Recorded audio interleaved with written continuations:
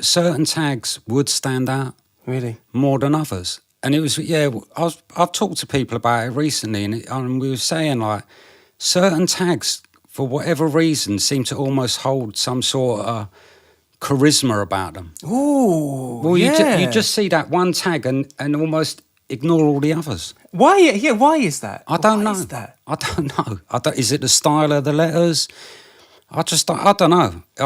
I just thought it was something worth pointing out, because there are a lot of writers from when I was writing who just don't even get mentioned. Yeah, they don't. And they were smashing it. Yeah. Like, you know, wow. Yeah. So It's interesting, isn't it? Because now you've got me thinking, like, I'd say like a Z and an F, these letters, without getting too geeky in the piece, but, you know, those letters have a kind of dip front. right. And at either side, they're kind of like eyebrow frown, like evil. Right. Do you know what I mean? I guess there is an argument that some letters do lean to being a bit more aggressive looking and a bit more striking. Well, I think it was the style, just the style itself of the tag. You know what, the flow in it, really. I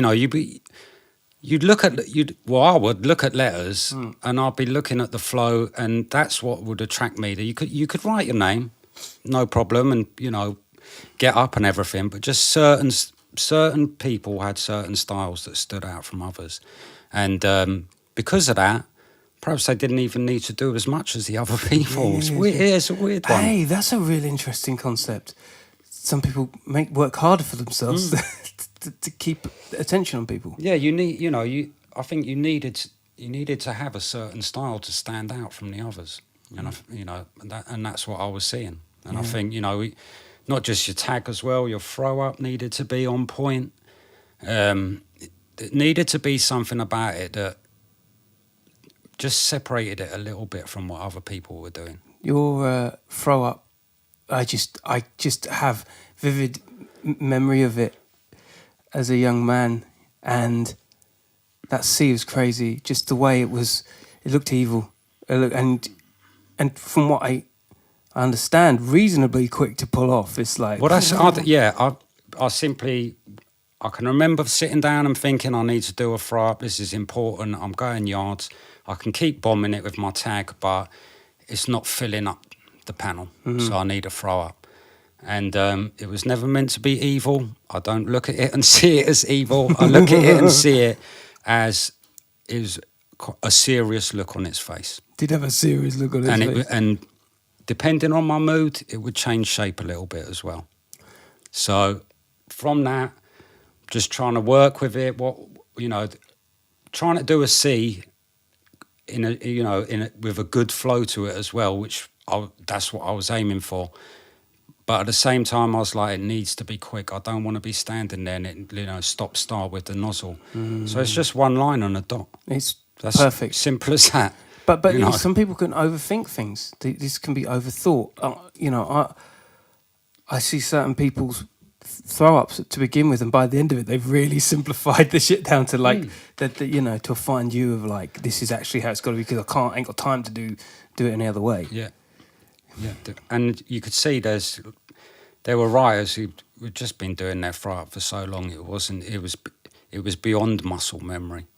It was just completely natural, and you'd be hard pressed. You'd have to try and keep up with them in the yard, because certain writers would be hitting all the best spots, fronts of the trains, and then you come round to the front and all the fronts have been done, and you're like, what the fuck, man? There's no room. It's interesting you say that. It really is, because in this day and age, I mean, I can tell the difference between, like, even the size of the nozzle and the way it's going round. You can see that someone's really done that a lot. Do you know what I mean? And how Drax is a great example of that, where it's just like, Jesus, like, his tag just is relentless. It feels so fluid, right? So consistent. Well, I think that when I went and bought some paint recently, and the woman in the shop said to me, she goes, "Oh, do you want any nozzles?"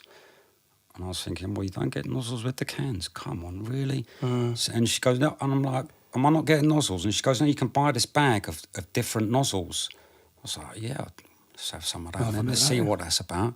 And these aren't paint ones. These are all sorts. These are like going from skinny to super fat.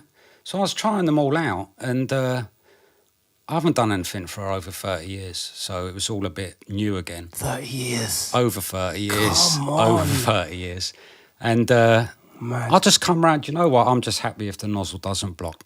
It's honestly, it's A lot of simple people as just that. use stock caps. Like, Yeah, I'm happy yeah. with them. I used the skinny caps. I didn't really like them. Used the fat caps, and I was like, oh man, I wish I had one of these back then. Although it does blow out a lot of paint.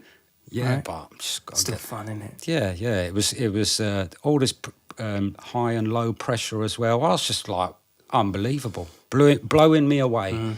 The level it's at now, not just obviously the supplies and everything, but the graph itself. Some of these pieces are like technically, I'm like, yeah, they've got it locked down. Simple as that, you know.